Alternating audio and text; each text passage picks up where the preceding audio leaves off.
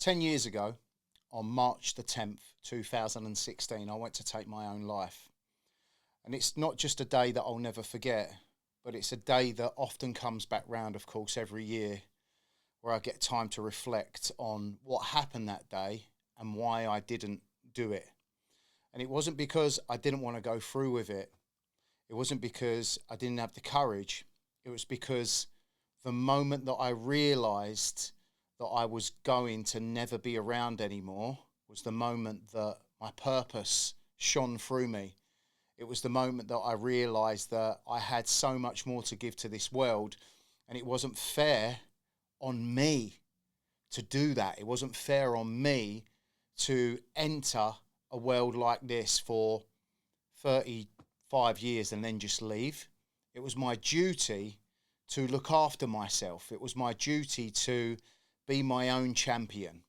It was down to me to take responsibility for the life that I'd created off the decisions that I'd made. And it was a time where I stopped the sabotage. I stopped the inner critic. I stopped the devil on the shoulder. And it was a time that I got honest with myself and accepted, but also it was a time where I put my arm around myself and forgave myself for all of the things that I'd done, all of the lives that I'd destroyed, all of the moments that I'd neglected, and all of the people that I felt that I let down outside of myself. And that was a massive shift for me. It was so hard for me to get to that place. And of course, the only way that I got there was being right on the cusp of destroying it all and leaving it all behind, unfinished business. But I'm so glad, obviously, that I didn't do that. And I know so many people that love me are also very glad. But yesterday was March the 10th. 2026. It was the 10-year anniversary, and I wasn't in a good place yesterday. I was in a bit of a self-sabotaging, dark, depressed mindset.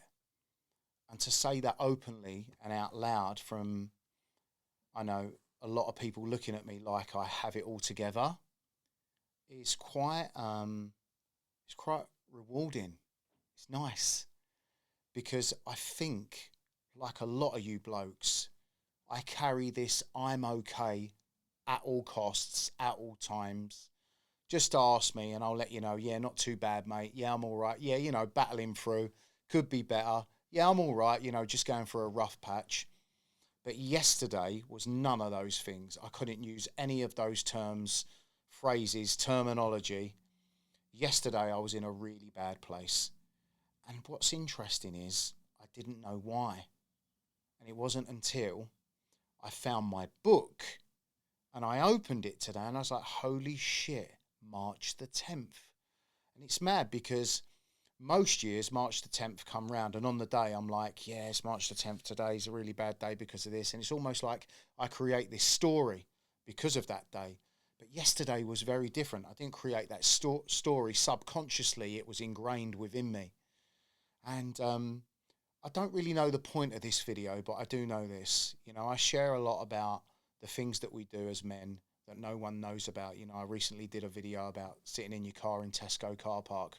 I got a lot of messages about that video because I think my mission in life is so simple.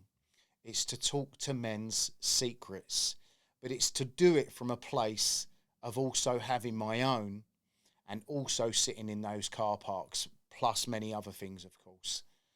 And I know that the more that I express my truth, my story, my experiences, my vulnerabilities, my doubts, my concerns, I know that's going to unlock something in you. You're going to be like, that guy is fucking going through it the same way as me. But how is he still holding it all together? How is he still evolving in these times? And I think that's a good question to ask yourself, but also it's a good thing for us to discuss right now. The way that I look at life completely changed from the moment I decided that I was going to take it and never have it. I feel like I had a bit of a rebirth in that moment. And don't get me wrong, as I've just mentioned, every year is not just the times that it's hard for me. I have multiple times throughout the year that I'm also a bit down, a bit, a bit in my own head, a bit scrambled, what to do next. Overwhelmed, like now, is probably the biggest emotion that I'm feeling. Having a new little boy come into the family, my house is getting a bit small. There's stuff everywhere. Changed a lot in my business. Looked at myself in the mirror physically and said to myself, "Fuck me, mate. You've sold your body for the money." That was a real tough conversation I had to make and have with myself. So I'm under it in all these different ways, just the same way as you. But how do I keep not just floating, maintaining? How do I keep evolving? How do I keep getting to my next stage regardless of the pressure? I think that's the $1 million question, right? How do you keep pushing through even though you've got all of this stuff happening in your life or in the background? Here's my number one rule. I ask myself, am I giving these things too much meaning? That's the number one question I'm asking myself. What meaning am I giving the house being too small at the minute? What meaning am I giving sleep deprivation? What meaning am I giving the reflection of how I look in the mirror? What meaning am I giving the monetary figure in my bank account? What meaning am I giving how I put myself out online like this? It's not easy. But all of these things have a meaning behind them. And the more meaning, or the more the meaning means, will really determine how you feel about it. And one thing that I've realised is that I give way more meaning to things than I need to. I've realised that about myself. I catastrophise. I put things on pedestals. I future pace. And before I know it, I've created this fucking solidified story in my head that has now become me. It's subconscious. I'm operating from it. That it's not true. It's fabricated. It's a narrative that I've just made up through my years of fear of experiences. All right? And I know that you're doing that too. And I know that a lot of blokes that watch my stuff are experiencing that domino effect. One goes fucking down and then, wait a minute, here it comes. It's all going to come crashing down. Well, it doesn't. It feels like it's going to, but it doesn't. Well, I shift that and do a 180 on it. And I ask myself, if I knock that domino over in a positive way, if I've got positive traction, what's the next thing that's going to happen because of that? What's the next breakthrough? What's the next habit I'm going to solidify or behavior? What's the next moment that I'm going to have of joy, of presence, of love, that emotion that's how I'm thinking. If I do that, then what am I going to gain?